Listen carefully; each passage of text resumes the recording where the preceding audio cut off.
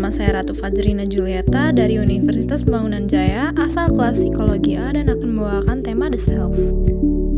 Nama saya Jessica Ardiko, berasal dari Universitas Pembangunan Jaya, asal kelas A dan akan membawakan tema The Self. Halo, saya Safina Zara dari Universitas Pembangunan Jaya, dari kelas Psikologi A dan akan membawakan tema The Self. Nama saya Maria Vanessa, berasal dari Universitas Pembangunan Jaya, asal kelas A, dan akan membawakan tema The Self. Komponen utama diri terdiri dari konsep diri dan harga diri. Konsep diri mencakup keyakinan tentang kepribadian yang terlintas dalam pikiran ketika memikirkan diri sendiri dan apa yang diyakini tentang diri sendiri. Faktor yang membentuk konsep diri yaitu pengamatan diri, kelompok referensi, feedback dari orang lain, konteks sosial, dan nilai budaya. Harga diri. Orang dengan harga diri tinggi cenderung lebih percaya diri dan disukai banyak orang. Mereka memiliki daya tarik dan memiliki hubungan yang baik dengan banyak orang. Narsisme adalah kecenderungan individu untuk menganggap dirinya sendiri yang paling baik. Sedangkan individu yang merasa harga dirinya tinggi menilai dirinya dengan positif dan realistis. Keterlibatan orang tua, dukungan, dan pola asuh mempengaruhi perkembangan dan pembentukan harga diri. Etnis dan gender memiliki keterlibatan dalam harga diri. Contohnya, pria kulit putih dinilai memiliki harga diri lebih tinggi dibanding wanita kulit putih. Selain itu, perempuan mayoritas dinilai memiliki status dan kepuasan lebih rendah dibanding pria. Namun hal ini tidak mempengaruhi harga diri. Prinsip dasar persepsi diri. Proses kognitif dan atribusi diri dapat membangun seseorang untuk mempertahankan pandangan yang positif dan koheren dengan melihat proses kognitif dasar yang terlibat. Proses kognitif. Pada kesehariannya, individu mempunyai rutinitas yang sama, seperti mandi, makan, minum kopi, sarapan, mengecek sosial media, dan lain-lain. Rutinitas tersebut dilakukan tanpa banyak berpikir sehingga menghemat kapasitas atensi dan dapat melakukan pengambilan keputusan atau mengambil memori untuk tugas-tugas kognitif yang lebih penting. Atribusi diri. Atribusi diri adalah kesimpulan yang ditarik oleh seseorang mengenai perilaku mereka sendiri. Atribusi memberikan kesimpulan yang akan mewakili dugaan pada setiap orang. Orang akan secara rutin membuat atribusi untuk memahami pengalaman mereka. Atribusi diri internal dan atribusi diri eksternal. Atribusi diri internal adalah kualitas yang terkait dengan tindakan individu.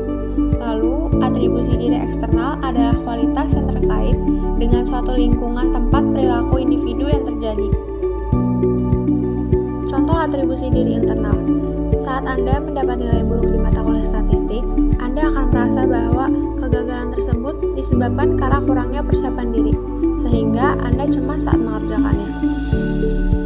Contoh atribusi diri eksternal, Anda mengikuti salah satu kursus yang menurut Anda sangat sulit, dan Anda akan mengira bahwa gurunya tidak ahli dalam mengajar, dan ada juga buku yang terlalu sulit untuk dipahami. Motif membimbing pemahaman diri. Individu sangat termotivasi untuk mengejar pemahaman diri. Pemahaman diri didorong oleh 3 motif utama, yaitu penilaian, verifikasi, dan peningkatan. Regulasi diri adalah kemampuan untuk mengelola dan mengarahkan apa yang kamu lakukan dan bagaimana kamu berperilaku terkait dengan kesuksesan di tempat kerja, hubungan kamu, kesehatan mental dan fisik. Self-efficacy mengacu pada keyakinan seseorang tentang kemampuan untuk melakukan perilaku harus mengarah pada hasil yang diharapkan. Self-efficacy mempengaruhi komitmen individu untuk tujuan, kinerja pada tugas, dan ketekunan menuju tujuan dalam menghadapi rintangan. Ada 2 cara dalam meningkatkan self-efficacy. Yang pertama, melihat orang lain melakukan keterampilan yang ingin dipelajari, dan yang kedua, dorongan dari orang lain. Contohnya, ketika kamu kesulitan berkencan, teman kamu akan memberi dorongan supaya kamu bisa berkencan. perilaku mengalahkan diri sendiri. Setelah bertindak melakukan suatu hal, biasanya individu akan merasa menyesal dan sadar bahwa yang dilakukannya adalah hal negatif yang merugikan dirinya, seperti merokok, berhubungan seks, dan menunda mengerjakan tugas. Ada 3 kategori perilaku mengalahkan diri sendiri yang dibedakan oleh Roy Baumeister dan Stephen Scaer. Yang pertama, internasionalitas, kesadaran individu bahwa suatu perilaku dapat memungkinkan melukai dirinya. Yang kedua, self-handicapping, contohnya mabuk sebelum ujian yang dapat memungkinkan kegagalan. Yang ketiga, strategi kontraproduktif, individu mengejar hasil yang diinginkan tetapi salah arah karena menggunakan pendekatan yang gagal. Presentasi diri. Konsep diri melibatkan bagaimana Anda melihat diri sendiri, sedangkan di situasi publik Anda melibatkan orang lain tentang bagaimana Anda ingin dilihat. Diri publik adalah gambaran yang ingin Anda sajikan kepada orang lain saat berinteraksi sosial. Manajemen kesan mengacu kepada upaya sadar yang dilakukan individu untuk mempengaruhi bagaimana orang lain berpikir tentang mereka. Manajemen kesan dapat dilakukan dengan menggunakan 6 strategi. 1. Ingratiasi. Ingratiasi adalah individu berperilaku dengan cara membuat diri mereka disukai orang lain. Promosi diri. Motivasi di balik promosi adalah untuk mendapatkan rasa hormat. Memberikan contoh. Individu memberikan perilaku yang dapat diteladani untuk mengukai penghargaan khusus.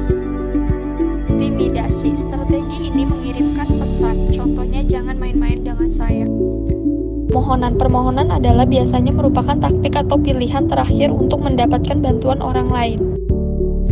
Pengakuan negatif. Dengan mengakui pengakuan negatif dapat memicu respon positif. Mengembangkan self-esteem. 7 cara mengembangkan self-esteem. 1. Kenali bahwa kamu dapat mengontrol diri kamu. 2. Pelajari lebih lanjut tentang diri kamu. 3. Jangan biarkan orang lain ikut campur dengan tujuanmu. 4. Kenali tujuan yang tidak realistis. 5. Ubah negatif self-talk. 6. Tekankan kekuatan kamu. 7. Dekati orang lain dengan pandangan positif. Konsep diri adalah perilaku seseorang di masa kini dan masa depan yang dapat mempengaruhi kehidupan sehari-harinya. Sedangkan harga diri adalah evaluasi seseorang tentang dirinya yang bisa mempengaruhi kesejahteraan emosional dan kesejahteraan hidup. Umumnya, individu mengaitkan perilaku mereka dengan faktor internal atau eksternal dan faktor kestabilan. Mereka cenderung pesimis dalam mencerna peristiwa yang telah terjadi. Self-efficacy memainkan peran penting dalam melakukan tindakan tertentu. Ada beberapa individu yang tanpa disadari telah melakukan hal yang buruk bagi dirinya sendiri.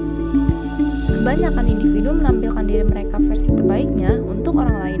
Mereka menggunakan beberapa strategi, yaitu ingratiation, promosi diri, keteladanan, intimidasi, permohonan, dan pengakuan negatif.